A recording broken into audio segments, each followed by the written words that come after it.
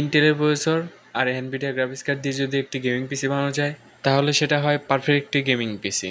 So চলুন আজকে Intel এবং কি এনভিডিয়ার কম্বিনেশনে একটি গেমিং পিসি বানিয়ে ফেলা যাক আর দেখে ফেলা যাক এরকম একটি পিসি বানাতে আপনাদের কি কি প্রয়োজন হবে। আশা করব আজকের ভিডিওটি খুবই ইনফরমেটিভ হবে। সো চলুন সম্পূর্ণ ভিডিওতে ঝাঁপিয়ে পড়া যাক।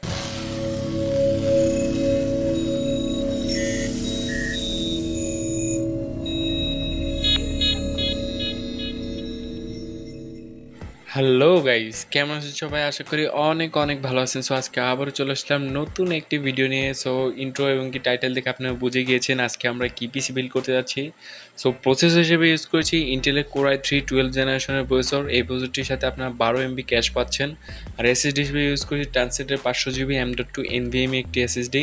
আর র্যাম হিসেবে ইউজ করেছি চিরচেনা কর্সিয়ারের DDR4 3200 MHz একটি র্যাম। আর মাদারবোর্ড হিসেবে ইউজ করেছি গিগাবাইটের H610MHV2। এটার একটি DDR4 আর একটা DDR5 ভেরিয়েন্ট আছে। আর গ্রাফিক্স কার্ড হিসেবে ইউজ করেছি MSI এর RTX 3060 OC ভেরিয়েন্টের, এটা ভেন্টুস 2 মডেলের। এই গ্রাফিক্স কার্ডটি কিন্তু 12 GB ভেরিয়েন্টের। সো এই গ্রাফিক্স কার্ডটি দিয়ে মোটামুটি সব ধরনের কাজ ইজিলি করতে পারবেন। যেহেতু গ্রাফিক্স কার্ড 3060 সেই কারণে পাওয়ার সাপ্লাই হিসেবে চুজ করেছি কর্সিয়ারের 600 ওয়াটের পাওয়ার সাপ্লাই। যেহেতু একটি র্যাম ইউজ করেছি সেজন্য র্যামটি আমরা চুজ করেছি 3200 MHz এর 8GB না 16GB সিঙ্গেল স্লটের র্যাম। আর আপনাদের যদি বাজেট থাকে আমি অবশ্যই সাজেস্ট করবো আপনারা দুটি র্যাম নেবেন। 16GB করে দুটো র্যাম নিলে অবশ্যই 32GB র্যাম হয়ে যাবে। সো তখন অনেক ভালো পারফরমেন্স পাবেন গেমিংয়ের ক্ষেত্রে অথবা এডিটিংয়ের ক্ষেত্রেও। আর এই বিলটিতে যে মাদারবোর্ডটি ইউজ করছি এই মাদারবোর্ডটি গিগাবাইটের অথেন্টিক মাদারবোর্ড। আপনারা চাইলে আনঅফিসিয়ালটাও চুজ করতে পারেন, সেক্ষেত্রে হয়তো 500 থেকে 600 টাকা ডিসকাউন্ট পেতে পারেন। আমার পার্সোনালি যেটা মনে হয় অফিসিয়াল মাদারবোর্ড হোক আর আনঅফিসিয়াল মাদারবোর্ড হোক, মাদারবোর্ডগুলো কিন্তু অরিজিনালি থাকে। অফিসিয়াল মাদারবোর্ডগুলোর ক্ষেত্রে ওয়ারেন্টির বিষয়টা একদম ক্লিয়ার থাকে যে আপনি ওয়ারেন্টির ক্ষেত্রে কোনো হ্যাসেল পোহাতে হবে না। আর আনঅফিসিয়াল মাদারবোর্ড যদি থাকে তাহলে সেক্ষেত্রে হয়তো একটু হ্যাসেল পোহাতে হতে পারে, যে একটু সময় বেশি লাগতে পারে। এমনি নর্মালি 7 থেকে 8 দিন লাগে, হয়তো আনঅফিসিয়াল মাদারবোর্ডের ওয়ারেন্টি করানোর ক্ষেত্রে 12 থেকে 13 দিনও লাগতে পারে বা 15 দিনও লাগতে পারে এরকম। আজকের যে গ্রাফিক্স কার্ডটি ইউজ করেছি এই গ্রাফিক্স কার্ডটি দিয়ে মোটামুটি সব ধরনের গেমই খেলা যাবে। যদি রিসেন্টলির কথা বলি তাহলে রিসেন্টলি যেসব গেম রিলিজ হয়েছে সেগুলো কিন্তু ইজিলি খেলা পসিবল। যেহেতু 12GB DRAM থাকছে, সো ল্যাগ অথবা ফ্রেম ড্রপ এরকম ইস্যু এটার মধ্যে কখনোই হওয়া পসিবল না। সো গেমিংয়ের জন্য যদি থাকে আর এডিটিংয়ের জন্য যদি থাকে তাহলে আমি অবশ্যই সাজেস্ট করবো 3060 বা 3070 ইজিলি নিতে পারেন। আর যেহেতু 4060টা আরও ভালো হতো, কিন্তু 4060টার DRAM কিন্তু একটু কম আছে, এডিটিংয়ের ক্ষেত্রে হয়তো সমস্যা হতে পারে।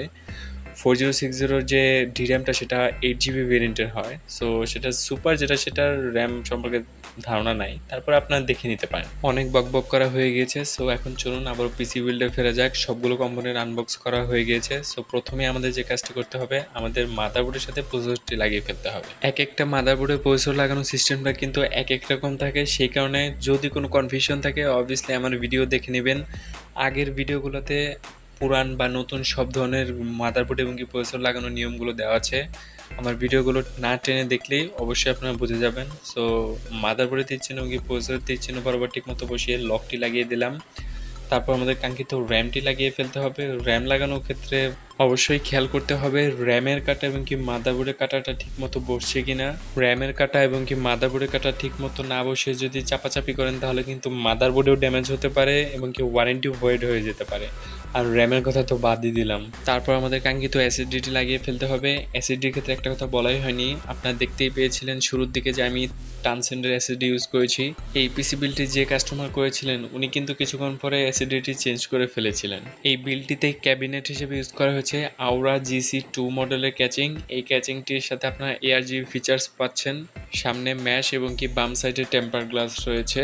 আর ফ্যানের কথা যদি বলি তাহলে 4টি ARGB ফ্যানও রয়েছে। ক্যাচিং এর সামনের প্যানেলটি খুলে নিয়েছি। সো প্রথমে আমাদের পাওয়ার সাপ্লাইটি বসিয়ে ফেলতে হবে। পাওয়ার সাপ্লাইটি বসানোর ক্ষেত্রে অবভিয়াসলি পাওয়ার সাপ্লাই বসানোর পরে 4টা স্ক্রু আছে, সেই স্ক্রুগুলো কেয়ারফুলি লাগিয়ে ফেলতে হবে।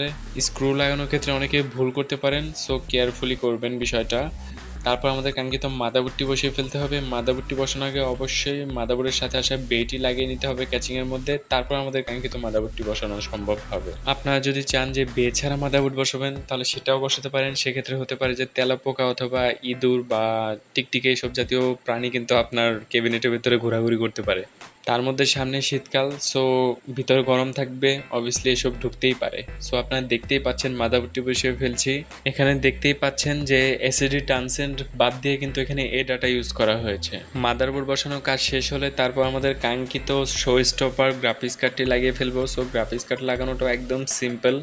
সো যেহেতু RTX এর 3060 মডেলের গ্রাফিক্স কার্ডটি ইউজ করা হয়েছে, সেজন্য আমাদের 600 ওয়াটের পাওয়ার সাপ্লাইটা অবশ্যই প্রয়োজন ছিল।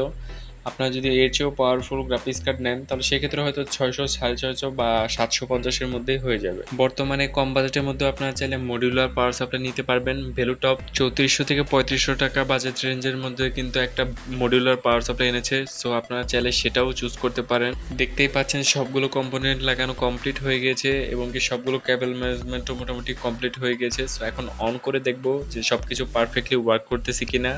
ও এছাড়া আমাদের গ্রাফিক্স কার্ডের ড্রাইভারটাও এক্সট্রা করে ডাউনলোড করে তারপর দিতে হবে। সো আমি উইন্ডোজটা ক্যাবিনেটের ভিতরে মাদারবোর্ড বসানোর আগেই করে নিয়েছিলাম। সো এখন সব কিছু পারফেক্টলি ওয়ার্ক করলে হয়। দেখতেই পাচ্ছেন সবগুলো লাইট পারফেক্টলি চলতেছে এবং এখানে লাইটগুলোও চেঞ্জ করা যাচ্ছে। এখানে একটি ফিজিক্যাল বোতাম আছে। সো পিসি রানিং হয়ে গেছে। সো সব কিছু পারফেক্টলি ওয়ার্ক করতেছে। সো যেহেতু পিসিটি পারফেক্টলি ওয়ার্ক করতেছে, সো এখন আমাদের সবগুলো ড্রাইভার কমপ্লিট করতে হবে, তারপর আমাদের কাস্টমার কাছে ডেলিভারি করতে হবে। এই পিসি বিলটি যদি আপনারা কনসিডার করেন তাহলে অবশ্যই খেয়াল করবেন যে বাজেট কোন কোন দিক থেকে আপনাদের কনসিডার করা যেতে পারে। যেমন পাওয়ার সাপ্লাইয়ের দিক থেকে অথবা ক্যাচিংয়ের দিক থেকেও চাইলে আপনারা একটু বাজেটটা কমিয়ে নিয়ে আনতে পারেন। পাওয়ার সাপ্লাই যদি বাজেট কমাতে চান তাহলে সেক্ষেত্রে আপনারা ভ্যালুটপের পাওয়ার সাপ্লাইটা নিতে পারেন। আর যদি ক্যাচিংয়ের দিক থেকে বাজেট কমাতে চান তাহলে সেক্ষেত্রে আপনাদের মোনার্কের ক্যাচিং আছে অনেক ভালো ভালো, যেগুলো 3000 থেকে 3500 টাকার ভিতরে অনেক ভালো ভালো ক্যাচিং দিচ্ছে ARGB। সো সেগুলো চুজ করতে পারেন। আজকের মতো এই পর্যন্তই। সবাই ভালো থাকবেন, সুস্থ থাকবেন। আমার ভিডিও ভালো লাগলে অবশ্যই লাইক করবেন, শেয়ার করবেন আপনার বন্ধুদের সাথে। আর আমার ভিডিও ইনফরমেটিভ হলে অবশ্যই আমার চ্যানেলটি সাবস্ক্রাইব করবেন। সো আজকের মতো এই পর্যন্তই। সবাই ভালো থাকবেন, সুস্থ থাকবেন। আল্লাহ হাফেজ, টাটা।